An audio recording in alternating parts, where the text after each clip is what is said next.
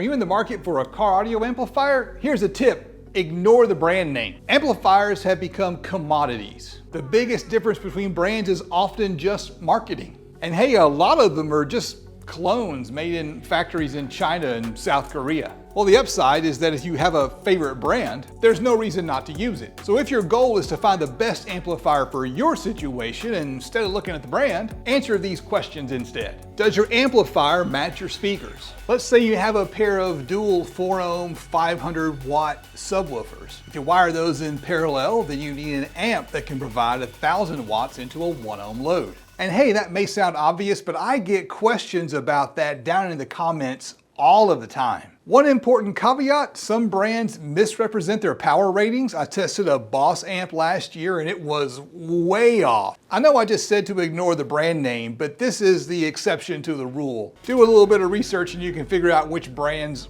lie about their power ratings. Where are you going to put the amp and will it fit? The most overlooked spec on the spec sheet is the size of the amp. You need to make sure the amp is going to fit wherever you plan to install it. So you want to measure that spot, plan ahead, and add a little bit of extra wiggle room for the wiring. You may find that you need one of these compact amplifiers, and I'll give you some recommendations down in the video description. Plan out the build and make sure that you can reach the controls and the fuses after you install the amp. You don't want to spend an hour tearing the car apart to replace a blown fuse. Now, some amplifiers have all the controls and the connections along one side. That might be your best bet depending on where and how you need to install the amp. Can your vehicle's electrical system support the amplifier? Don't try to hook up a 5,000 watt amp to your stock electrical. It's not going to work. In my opinion, most cars can easily support a 500 watt subwoofer amplifier without any electrical system upgrades. Vehicles with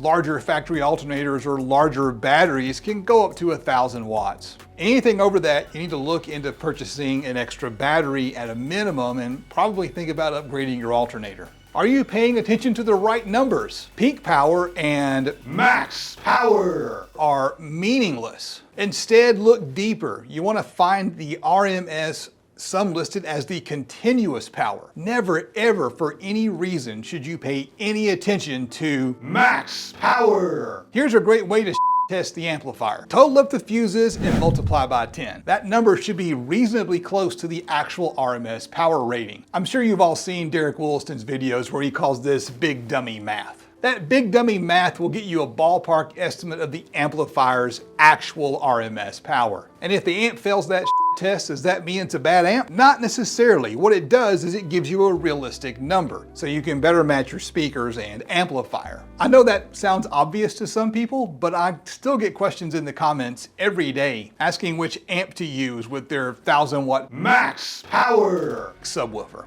What features do you need? Take a few minutes to think about what you're trying to do, what the goals are for your system, and pick out an amp that will help you reach that goal. Do you need a bass knob? Some amps throw one in and some don't. Do you need a DSP? Some amps have a built-in DSP, and it may be cheaper and easier than buying and installing a standalone DSP plus separate amplifiers. Do you need a multi-channel amp like a 5-channel amp? It's easier and cheaper to hook up one amp instead of two. You don't need a bunch of splitters and extra fuse holders. Are you shooting for a specific look? Is the amp going to be hidden under a seat, or are you going to build a cool amp rack to show off the gear? Hey, and that's one reason why I'm a fan of this amp right here. It comes in a bunch of different colors, and it's got this clear acrylic bottom plate so you can show off the amp guts. There is nothing wrong with picking an amp because of the way it looks. Does the amp fit your budget? Social media is deceptive. Scrolling through Instagram, you get the impression that everybody's got a massive system with the best gear. And hey, if I'm being honest, the only reason I can afford all the stuff you see in my videos is because of the support from my patrons. You can see the names of my $10 patrons scrolling across the screen. And I want to say an extra thank you to the $25 patrons: Bo, Bam Bam, Dylan, JD America, Fargo, and Baba. The reality is that the majority of people are riding around with 1 or 2 10s or 12s on 1,000 watts or less. I mean, let's be realistic. If you can't make your car payment because you just dropped $12,000 into your stereo,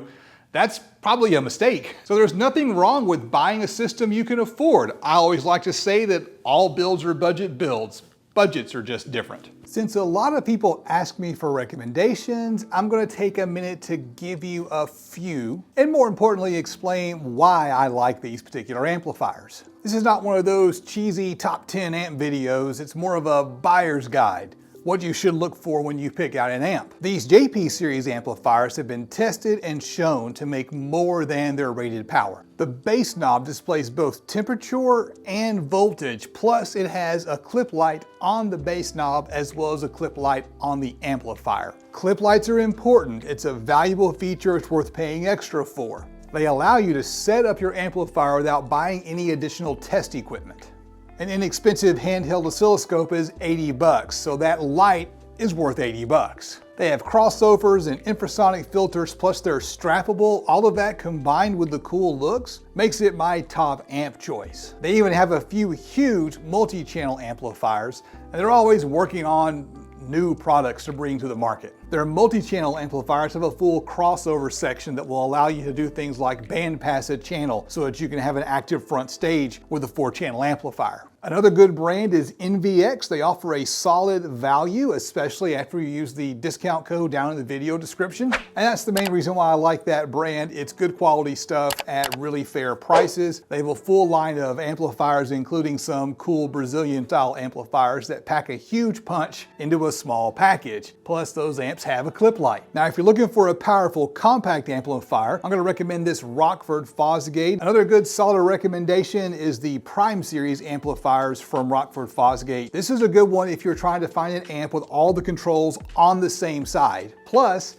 they have a clip light. I'm starting to see a pattern here. Apparently, I prefer my amps to have a clip light. If you need a built-in DSP, I recommend Audio Control. This is another brand where all of the controls and connections are on the same side of the amplifier. And they also offer some compact amplifiers. And some of these Audio Control amps have a clip light on both the input and the output. The downside to Audio Control is they're priced a little bit on the high side, but they do pack a lot of features and value into their amplifiers. Plus, they're known to be very, very efficient. Efficiency is actually very important. By spending a little bit more money and getting a really efficient amplifier like this, you might be able to get away without upgrading your factory alternator or adding an extra battery. If you want to save a little bit of money on a compact amp that's probably just as good, take a look at these Kenwood amplifiers. They're going to have similar power output to Audio Control's compact amps and be a lot cheaper. Kenwood is one of those sleeper brands that I don't think get enough attention. They're rock solid performance, they make their rated power, they've got a lot of features, and they're all around good amplifiers. To learn more about how to set up an amplifier, click on this video right here. I am Justin, this is the DIY Audio Guy YouTube channel. Click on the subscribe button right here, and I will see you on the next adventure.